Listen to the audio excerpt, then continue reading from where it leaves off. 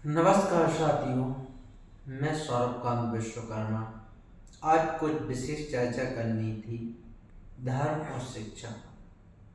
हमारी एक आंख धर्म है तो दूसरी आंख शिक्षा। दोनों ही बहुत बहुत जरूरी हैं।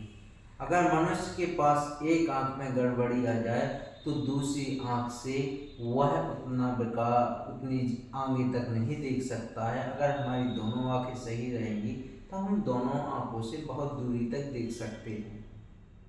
अगर हमारी एक आंख खराब भी होती है तो हम लोग क्या है, लेंस डलवाते, उसमें संशोधन सुधारते हैं। ठीक है। इसी प्रकार आज हमारी जो धर्म की आंख है वो तो ठीक है, उसके लिए कोशिश हो रही है, साधु संत समागम कर रहे हैं, महाकुंभ लगा हुआ संगम तट प्रयागराज की धरती पर, जिसमें लाखों श्रद्धालु, लाखों नहीं करोड़ों की संख्या, लगभग 44 करोड़ श्रद्धालु आए हैं। और कल मौनी अमावस्या थी। कल प्रयागराज की धरती पर श्रद्धालुओं की तांता लगी हुई थी, मतलब जहां देखो जहां जनसंख्या दिख रही थी। हम कल ऐसे घाट पर नहाने गए जहां लोगों को जलाया जाता था, वहां भी श्रद्धालु देखे जा रहे थे, मतलब खेतों में श्रद्धालु, जहां देखो वहां श्रद्धालु। तो इसी प्रकार अगर हमें शिक्षा का एक महाकुंभ लग जाए तो उससे महंगाई, गरीबी, बेरोजगारी, जो युवाओं को बढ़ने का मौका नहीं मिल रहा है, बड़े बड़े उद्योगपति आएंगे, बड़े बड़े साइंटिस्ट आएंगे, बड़े बड़े डॉक्टर आएंगे, उनसे डायरेक्ट बातचीत कर सकते हैं, जैसे हमारे यहाँ साधु संतों से प्रवचन करते हैं, सुनाते हैं, वैसे प्रोफेसर, डॉक्टर, साइंटिस्ट उनके बारे में बताएंगे तो हमारा देश कहाँ से कहाँ पहुँच जाएगा। एक आंख जो हमारी शिक्षा की है उसमें एक लेंस लगने की आवश्यकता है, क्योंकि उससे कम दिखता है।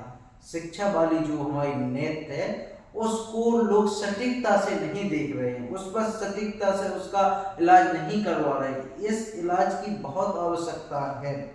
अगर हमारे वेदांग है तो 6 वेदांग है, 6 में शिक्षा, कल्प, व्याकरण, ज्योतिष, छंद जी हमारे बता निरुक्त। अगर हमारे इनमें से कोई भी में गड़बड़ हो जाए तो हम नहीं पढ़ सकते। शिक्षा क्यों आवश्यक है ये भी जानिए। अगर हम कोई ग्रंथ पढ़ते हैं तो उसके लिए शिक्षा होना जरूरी, चाहे आप किसी भी धर्म से आते, किसी भी मजहब से आते हो। ऐसा आज तक कोई व्यक्ति नहीं हुआ है जो धर्म को नहीं मानता हो।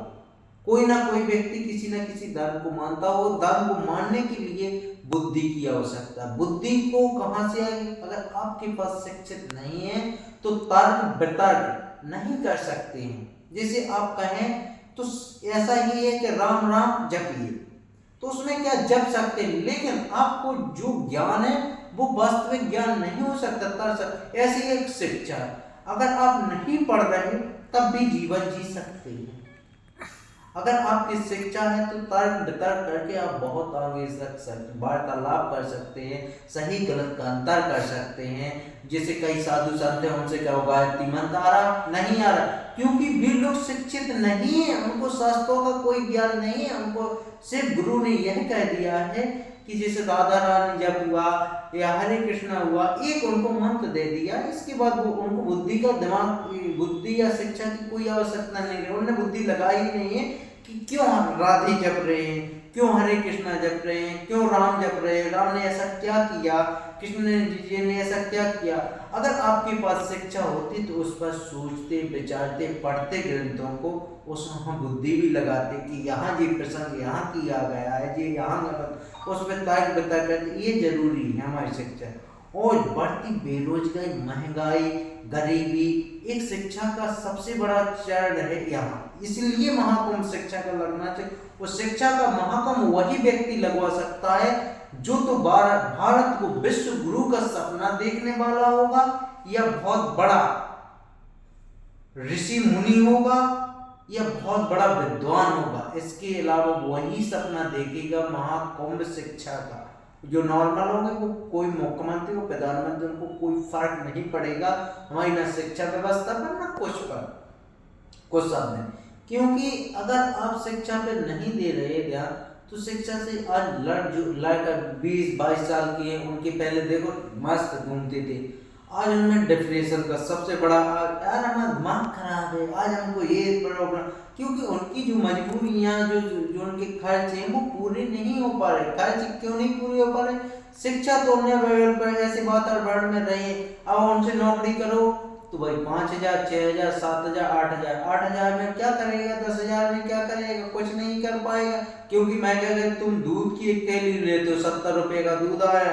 अगर नॉर्मल व्यक्ति एक दूध की 1 लीटर दूध पीना चाहिए, कम से कम महीने में 2 किलो घी खाना चाहिए, 2 किलो घी हो गया 2400 का, तो और 70 रुपए की थैली मान लो, तो वो कितना हो गया? 2100 के करीब वो दूध हो रहा है। अब तुम कहाँ तक खाओगे पियोगे? इसके बाद और अन्न रूम खर्चा कुछ नहीं कर पाओगे 10,000 में, इतनी बड़ी महंगाई, पेट्रोल डीजल। तो इस पर सोचना चाहिए युवाओं को, जो डिप्रेशन में जा रहे हैं, उनके बाल सफेद हो रहे हैं, उनकी कई समस्याएं पैदा हो, चिड़चिड़ापन, अपनों से दूर होना, क्योंकि उनके पास रोजगार नहीं है, बेखुशहाल जिंदगी, उनके खर्चा पूरे नहीं कर, इससे लोग डिप्रेशन में जा रहे। बात शिक्षित नहीं हो रहा, एक डिप्रेशन का शिकार हो रहा है। ये भी विचार करना चाहिए। जो शिक्षित युवा है वो सबसे ज्यादा डिप्रेशन का शिकार है, उनकी मानसिक स्थिति सही नहीं है, क्योंकि चिड़चिड़ाहटपन, अगर तुम विद्वान हो या पढ़े लिखे हो तो चिड़चिड़ाहटपन क्यों आ रहा है?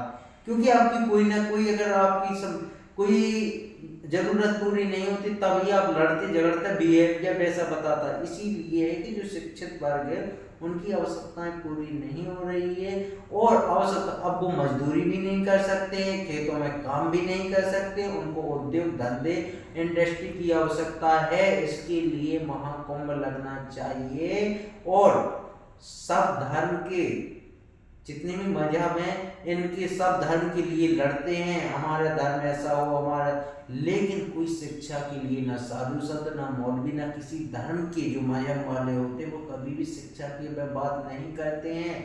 ये तुमको सबसे बड़ा धोखा दे रहे हैं। ऐसा नहीं कि धर्म, हमको धर्म बहुत कुछ सिखाता है, अगर धर्म ना हो तो हम परिवार समाज में रहने की सभ्यता भूल जाएंगे, चलना उठना बैठना रिश्ते भूल जाएंगे, माता कौन कहलाती, पिता कौन कहलाता, भैया क्या, रिश्ता किससे कैसे बनाने, ये सब भूल जाएंगे। अगर धर्म, अगर सुबह से आप पूजा करते हो तो नम्रता रहेगी। जिस घर में सुबह से पूजा होती है उसका बोलने का, चलने का, उठने का, बैठने का तरीका अलग रहे, जिसमें पूजा पाठ दूर तक रहेगा उसका उठने बैठने का, बात करने का अलग रहेगा। ये धर्म सिखाता है हमको, मानवता ही धर्म सिखाता है। धन्यवाद साथियों, अगर अच्छा लगे तो लाइक और शेयर करिएगा, और आज जो भी है अपने कमेंट में लिखिए। और जो भी, कोई ऐसा कोई भी व्यक्ति नहीं है जो धर्म नहीं मानता, वो धर्म नहीं, कोई भी धर्म नहीं मानने वाले भी अपने कमेंट करें। धन्यवाद साथियों।